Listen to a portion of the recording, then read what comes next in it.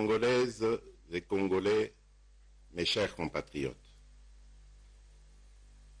il y a plus d'une année, je m'adressais à vous pour annoncer une série de mesures prises dans le cadre de la riposte face à la situation de crise inédite provoquée par l'apparition de la maladie à coronavirus. Bien que nous déplorons la perte de nombreux de nos compatriotes, force est de constater que de mars 2020 à ce jour, l'adhésion collective à ces mesures nous a permis d'une manière générale de contenir les 2 premières vagues de contamination. La propagation du virus a été en effet circonscrite et ralentie sur toute l'étendue de notre territoire, ce qui a, par ricochet, rendu possible la limitation de l'impact négatif de la pandémie sur notre tissu socio-économique.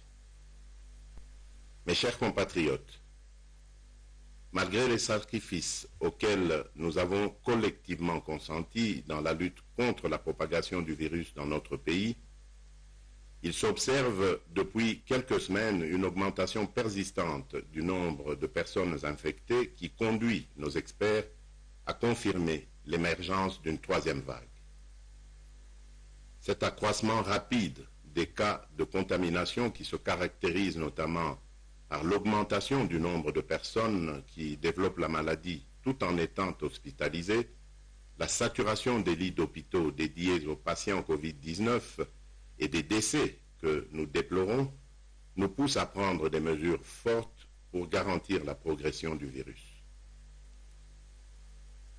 Pour ralentir la progression du virus, Ces mesures sont d'autant plus nécessaires en raison de la résilience de la Covid-19 et des différentes mutations qui la rendent davantage imprévisible et dangereuse, comme l'atteste la circulation du variant Delta, mieux connu sous le nom du variant indien.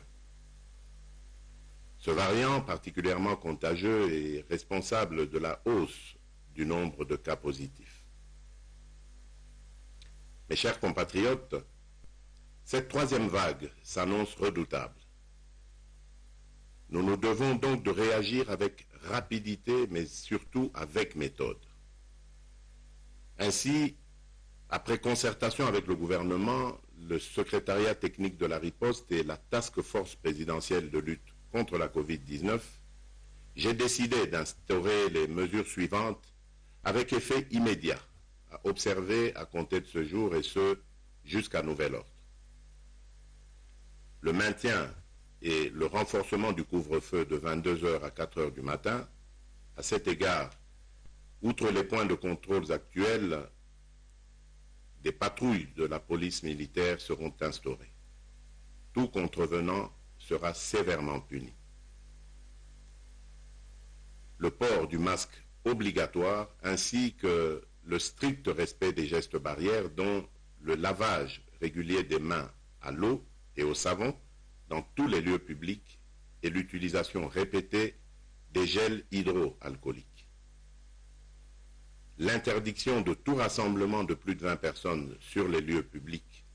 L'entrée dans les marchés publics est subordonnée à la prise de température, au lavage des mains ainsi qu'au port du masque. L'interdiction de l'organisation des deuils et veillées mortuaires dans les salles et les domiciles. Les dépouilles mortelles seront conduites directement de la morgue au lieu d'inhumation avec un nombre d'accompagnateurs n'excédant pas 50 personnes. Les contrôles sanitaires aux postes frontières nationaux seront renforcés. L'obligation de présenter un test PCR négatif réalisé en déant les 72 heures reste d'application et toute entrée sur le territoire national demeure subordonnée à la réalisation d'un nouveau test PCR auquel nul ne pourra déroger. La fermeture des discothèques et des boîtes de nuit pendant une durée de 15 jours. Les restaurants resteront ouverts dans les conditions de strict respect des gestes barrières. La gestion efficiente du personnel et le recours, le cas échéant, au travail à distance. La prise en charge sanitaire par le gouvernement de tous les cas positifs sur l'ensemble du territoire.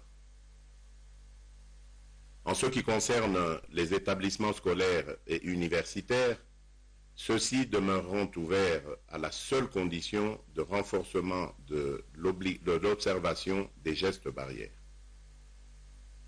Concernant les églises, celles-ci sont dorénavant astreintes à réduire le nombre de participants aux offices en fonction de la capacité d'accueil des lieux de culte et dans le respect strict des gestes barrières. D'un point de vue sanitaire, il sera désormais obligatoire de se faire tester régulièrement à l'aide des tests rapides devant tout associé ou non à de la fièvre pour toutes les personnes à risque ou les plus exposées, à savoir les personnels de santé, le corps enseignant, les agents et cadres des entreprises publiques et privées et ou toute autre personne exerçant une activité nécessitant de nombreux contacts. Les tests antigéniques rapides seront gratuits. Il sera effectué un approvisionnement sans délai et régulier des hôpitaux et ou centres de traitement Covid-19 en oxygène, médicaments et autres intrants de prise en charge de la Covid-19, particulièrement dans la ville-province de Kinshasa. Nous procéderons à une campagne de promotion et de sensibilisation de la recherche pour la pharmacopée nationale. Nous veillerons à l'amélioration de la couverture vaccinale en mettant un accent particulier sur une communication pédagogique justifiant la nécessité du recours à la vaccination.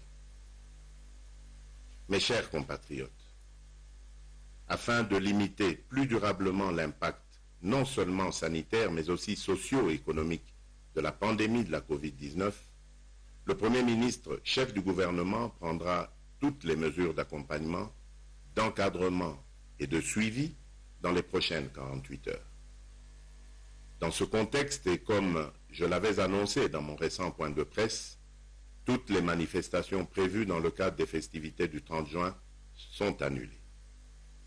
Que Dieu protège la République démocratique du Congo. Je vous remercie.